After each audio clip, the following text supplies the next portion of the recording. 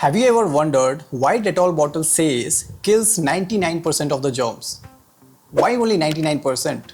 Why not 100? I was curious to understand what's happening here, and let me tell you this. If you are thinking maybe they just want to play safe with their promise, you are absolutely wrong. After reading and digging deep, I realized there's actually a psychological reason behind this. A hack, a bias, whatever you want to call it.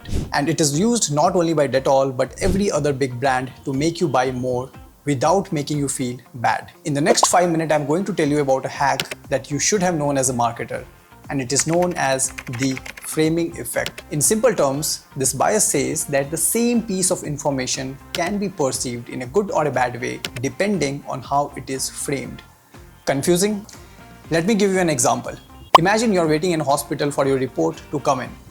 A doctor walks in with your report, takes a look at your report and says that you have diabetes, but that is not the worst part.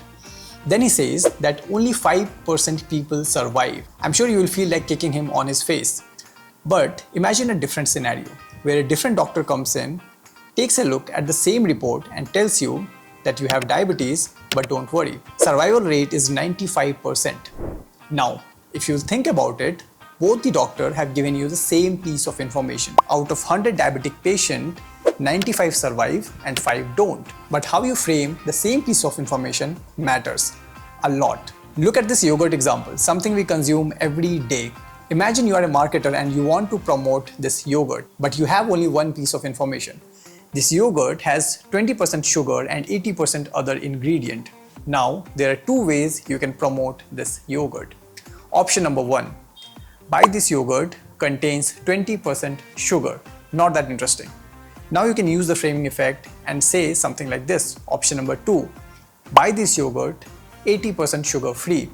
Same piece of information, but two totally different ways to promote it. Let me give you some more mind-blowing examples. Let's say I'm running offer on all of my products, something like a Diwali sale. This sale starts on 25th of October and ends on 28th October.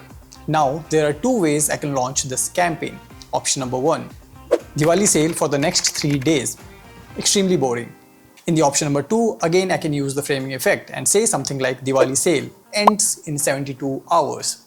Here in fact I have used two biases. One of course is framing effect, but I have also used fear of missing out. Small changes can make your copy look very different and very appealing. And you don't have to always pick between positive and negative. There are multiple other ways to use the framing effect. Let's say you are a service provider like Netflix. So instead of saying 6,000 rupees per year, you can say something like 500 rupees per month. It sounds much more tempting than paying 6,000 rupees. Again, the same piece of information, but two totally different ways to promote it. Now, one more example. Let's say you are selling a finance course. Your landing page can say complete 8 classes to master finance. But again, option number 2, you can use framing effect and say 8 classes away from mastering finance. Again, not a great copy, but much better than the first one. How you present the same piece of information matters a lot.